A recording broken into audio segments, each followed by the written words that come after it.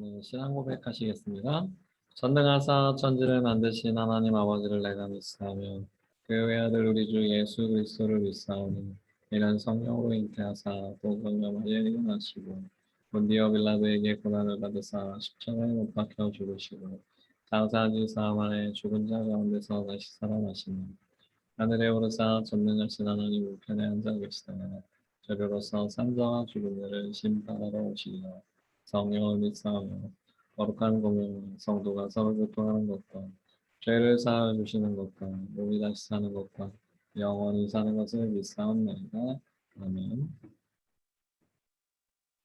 오늘 함께 나눌 말씀은 요한복음입니다. 요한복음 20장 30절에서 31절 같이 읽겠습니다. 예수께서 제자들 앞에서 이 책에 기록되지 않으면 다른 표적도 많이 행하셨으나 오직 이것을 기록함은 너희로 예수께서 하나님의 아들 그리스도이심을 믿게 하려 하며 또 너희로 믿고 그 이름을 힘입어 생명을 얻게 하려 함이니라. 아멘. 자, 오늘 설교의 제목은 성경론의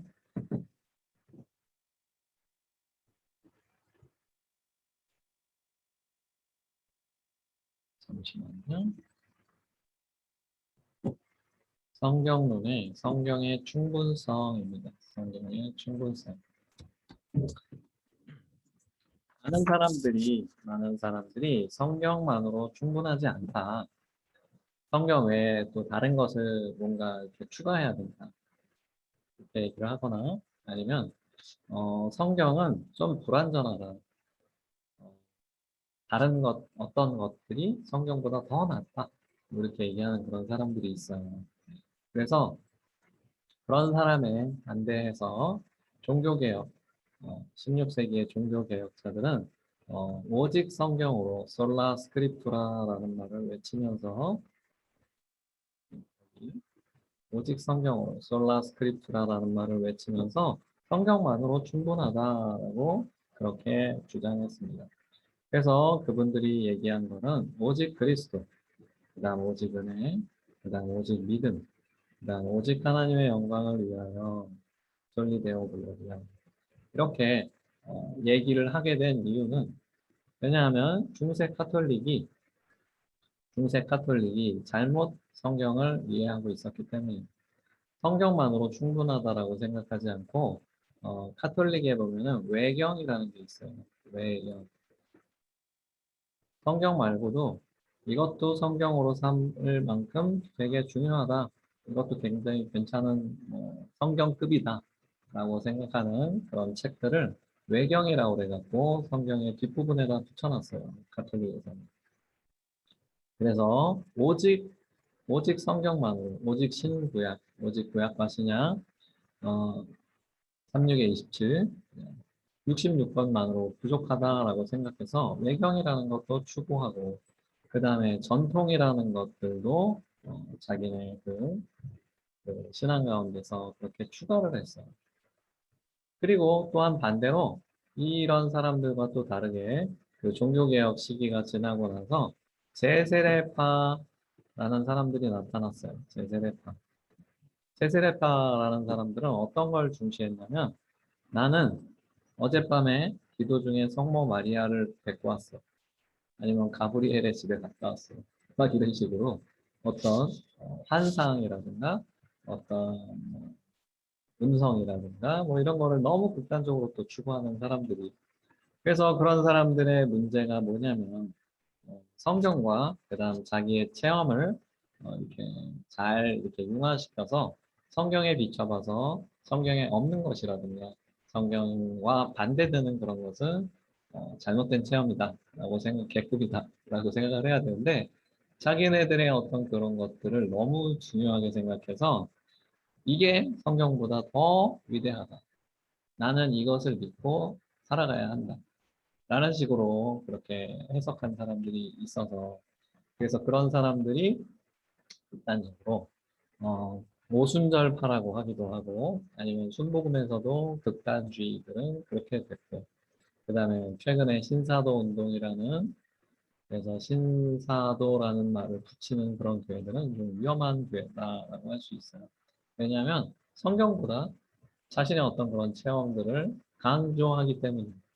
근데 그 사람의 체험이 많은 사람들에게 같이 공유될 수 있는 것이라면 그 사람의 체험한 것이 다른 사람들에게도 뭐 보여줄 수 있다든가 아니면 그 사람이 체험하고 그 사람이 얘기해 준 것이 진짜로 이루어졌다든가 뭐 우리 교회는 축복을 받을 것입니다. 제가 자꾸 그러죠? 그랬는데 그게 진짜 이루어졌다. 그러면 그 사람은 진짜 하나님한테 제대로 받은 거잖아요. 그렇죠? 근데 그런 것이 아니라 자기만의 어떤 꿈을 뭐 꿈도 자기 마음대로 꿔지는 건 아니지만 만약에 진짜 간절하게 원하면 억지로 그런 꿈이 꿔지는 경우도 있잖아요. 그렇죠? 내가 너무 원하기 때문에. 그래서 그 꿈이 진짜 맞는지 성경적인지 아니면 하나님이 그렇게 나한테 주신 게 확실하다든가 어떤 그런 것들이 맞는지를 확인하지 않고 그것이 성경보다 더 높은 그런 거를 갖고 있다라고 생각해서 주장하는 사람들은 이단으로 가기가 너무나 쉬운 거예요. 남을 속이기도 쉽잖아요. 그렇죠? 만약에 자기가 겪지도 않았는데 뭐 위대하게 보이고 싶어서 뭐 하나님이 나를 뭐 예수님급으로 만드셨다. 그 식으로 헛소리를 해도 그 사람을 검증할 그런 어떤 방법들이 그렇게 쉽지 있지가 않잖아요. 그래서 굉장히 위험한 그런 것입니다. 그래서 우리는 성경이 충분하다라는 것을 알아야 합니다. 성경이 충분하다라는 것은 하나님은 우리 구속사 가운데 행하신 모든 행동과 말씀 전부가 성경 가운데 기록되어 있지는 않아요. 우리 좀 전에 읽은 말씀, 요한복음 20장 어디 갔습니까? 다시 볼게요. 요한복음 20장 31절에 보면 예수께서 제자들 앞에 이 책에 기록되지 아니한 다른 표적도 많이 행하셨으나 기록하지 않는 게 있다라는 거잖아요. 그렇죠? 그런데 그렇기 때문에 어, 전부 다 기록되어 있지는 않아요. 만약에 전부 다 기록했으면 성경이 지금 이 정도의 두께가 아니라 엄청난 두께여야 됐을 거예요. 만약에 하나님께서 천지창조하신 것을 창세기에 1장 정도에 요약되어 있는 그것을 만약에 모두 만들고 그래가지고 만약에 일일이 그걸 다 서술했다면 책이 이 교회를 가득 채우고도 남을 수도 있어요. 그렇기 때문에 성경에서는 많이 축약이 돼 있어요. 모든 것을 다 기록하지는 않아요. 그래서 사람들이 부족하다라고 생각하는데 하나님께서는 추격하실 수밖에 없잖아요. 그렇죠? 핵심적인 것만 우리 인간이 알아야 될 것만 그렇게 성경 가운데 말씀을 하셨어요. 그리고 둘째로 성경의 충분성이라는 것은 성경에서 우리 인간의 삶에 필요한 모든 진리가 빠짐없이 기록되어 있다는 것은 아니에요. 성경이 충분하다. 근데 성경에서 외국어를 배울 수 있다는 외국어, 영어로 된 성경을 읽으면 그게 가능하겠지만 외국어를 배우는 방법에 대해서 나와 있진 않잖아요. 그렇죠? 백과사전처럼 모든 것을 다 기록해 주진 않았어요. 성경 가운데서는 그것을 우리가 오해하는 것은 성경을 일반 계시와 특별 계시에서 그거를 잘 이해를 못하는 것이기 때문에 우리가 성경이 충분하지 않다. 성경에 왜 아무것도 뭐 이렇게 뭐 백과사전처럼 모든 게 다 나와 있어야지 라고 주장하는 사람들의 주장도 잘못됐다라는 것입니다.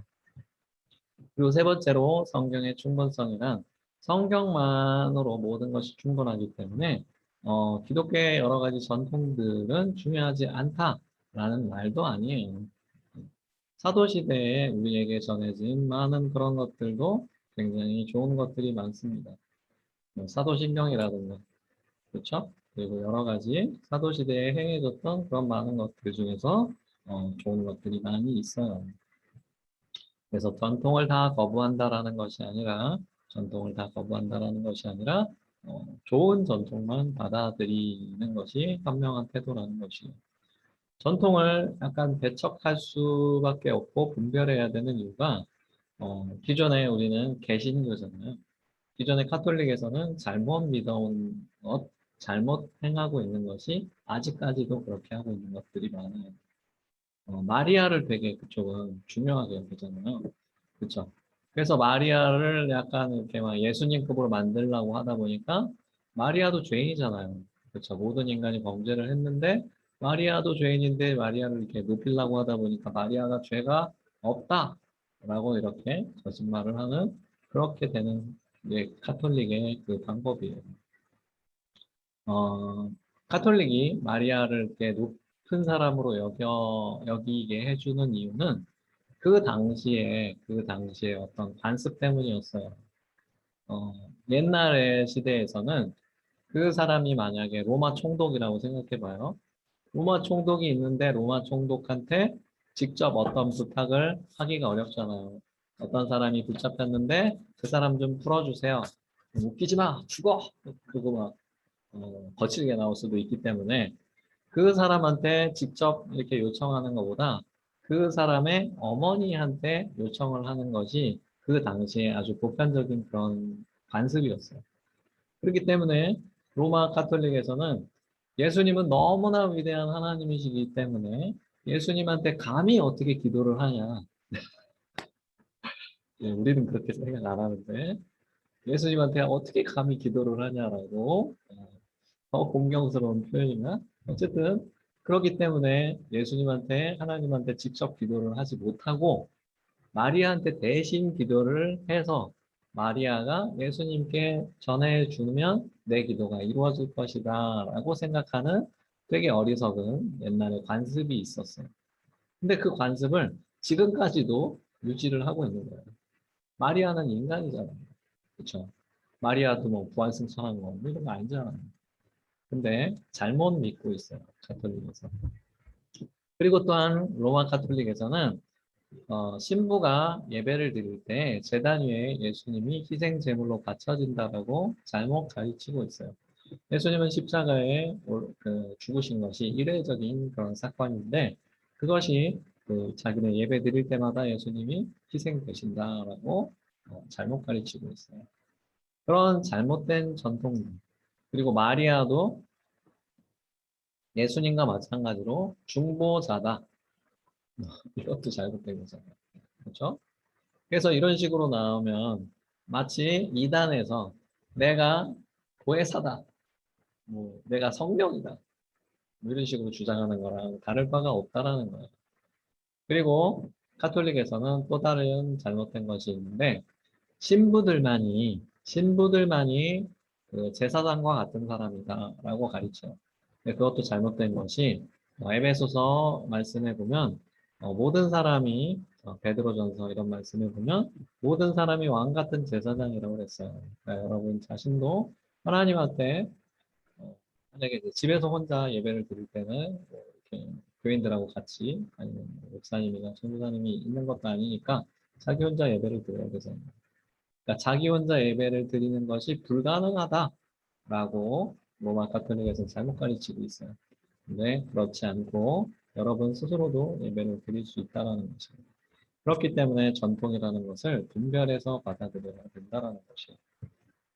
그 다음에 성경의 충분성이라는 것은 성경만으로 충분하기 때문에 어, 그래서 그 어떤 잘못된 그런 책들이나 그런 것들이 성령님의 인도하심도 필요 없다라고 말하는 것은 아니에요. 성령님의 인도하심이 우리에게 필요합니다. 왜냐하면 책을 읽었을 때 우리가 잘 깨달아지지 않는 그런 성경 말씀들이 굉장히 많아요. 그렇죠? 그런데 성령님께서 우리에게 지혜를 갑자기 주셔서 그 말씀이 도대체 무엇을 말씀하시는 건지를 우리가 깨달아 알 수 있게 되는 그런 인도하심이 우리에게 반드시 필요하다는 거예요. 그래서 우리는 그런 식으로 분별해서 잘 읽어야 합니다. 성경의 충분성은 그래서 우리가 구분해서 생각해야 되는데 성경에서는 그 일반 계시와 특별 계시라는 게 있어요. 일반적으로 보면 일반 계시라는 건 뭐냐면 하나님이 이 창조계 하나님이 지으신 이 세상 가운데서 우리가 일반적으로 발견할 수 있는 그런 것들을 일반 계시라고 해요. 그리고 특별 계시라는 거는 구원, 그러니까 성경을 중점적으로 성경과 그 다음에 어떤 목사님이 자주 얘기하는 꿈과 환상과 비전과 환경과 말씀과 찬양과 그런데 가운데서 나타나는 성령님의 우리를 인도하심 그런 인도하심을 기반으로 하는 것이 특별 계시라는 거예요. 그 사람한테 특별히 주셨다라는 거예요. 근데 그것을 잘못 구분해서 이것만 맞다 아니면 저것만 맞다라고 하는 그런 행동은 잘못된 것이고 일반 계시와 특별 계시 가운데서 조심스럽게 하나님을 잘 분별하고 그다음 성령님의 인도하심에 따라서 우리가 그것을 잘 활용해야 해요. 그래서 성경이 불충분하다, 성경이 부족하다라고 해서 요새 현대교회에서 많은 잘못된 것들을 설교 가운데 접목시키기도 하고, 뭐 심리적인 것, 어떤 뭐 심리적으로 뭐 이렇게 하면은 사람들이 이 설교를 좋아하겠지라는 식으로 어떤 사람들의 심리를 자극해서 막 울게 만들고, 막 이렇게 막 가짜 감동. 하나님이 주시는 감동이 아니라 억지로 막 슬픈 이야기라든가 어디서 찾아낸 이야기라든가 그 사람의 삶에서 나타난 어떤 그런 경험이나 그런 게 아니라 어느 막 이상한 뭐 책이나 미디어나 이런 데서 찾아낸 그런 가짜 감동들을 성도들에게 주입해서 가짜 감동으로 내가 오늘 은혜 받았다 라는 식으로 자신의 논리, 하나님이 주시는 그 어떤 은혜가 아니라 자신의 논리로 성경을 하나하나 짜 맞춰서 그런 식으로 설교하는 그런 분들은 잘못됐다라는 거예요. 그래서 많은 사람들이 많은 요새 기독교인들이 심리학을 추가하기도 하고 마케팅 기법을 추가하기도 하고 그다음 정치학 내가 이 사람한테 이렇게 해주고 저 사람한테 이렇게 해주면 내가 이 피라미드의 맨 위에 설 수 있어. 내가 왕같이 군림할 수 있어. 뭐 이런 어떤 정치 같은 거. 아니면은 이제 즐겁게 해줘야 돼. 연예인 불러. 막 이래갖고, 교회 연예인들이 이렇게 무슨 뭐 사회를 본다든가, 뭐 그런 식으로 이제 하는 분들도 있는데, 그것도 아주 조심스럽게 해야 된다. 완전히 딱 거부하라는 건 아니고, 사용하되 아주 조심스럽게. 그 목적과 그 다음에 방법이 서로 이렇게 잘못되면 안 된다. 하나님의 그 어떤 말씀이 잘 전달되는 그런 목적으로만 써야 한다라는 것이. 그래서 심리적인 것도 뭐 사실 나쁘진 않아요. 뭐 예전에 이제 후여차가 때 이런 때 했었는데 당신의 마음은 어떤 상태입니까? 설교 중에 성도들의 그 어떤 마음의 상태를 이렇게 잘 어루만져 주고 그렇게 하는 것들도 필요한데 어, 주객이 완전히 전도되어 있고 성경 말씀은 없고 그냥 그 사람을 어떻게 이렇게 감동시키는 것 그런 쪽으로만 흐르면 안 된다라는 것이에요. 그리고 또한 경영기법으로 교회를 이렇게 뭐 운영하고 그러는 그런 경우도 있는데 그쪽은 잘 모르겠네요. 그 다음에 뭐 연예인을 데리고 와서 하고 그런 것들. 그 다음에 이제 뭐 전도를 할 때도 이렇게 여러 가지 기법을 동원해 갖고 하는 거. 뭐 요가를 새로운 기도법으로 개발했습니다. 뭐 이런 황당한 것들. 근데 우리는 황당하게 여기는데 이거를 진짜 하고 있는 교회들이 있어요. 그래서 그런 것들을 조심해야 된다라는 것이에요. 그래서 또한 말씀 가운데서도 여기 일반 계시와 특별 계시 나오죠? 네. 말씀 가운데서도 그것을 잘못 인용해 갖고 그렇게 쓰는 분들이 있어요.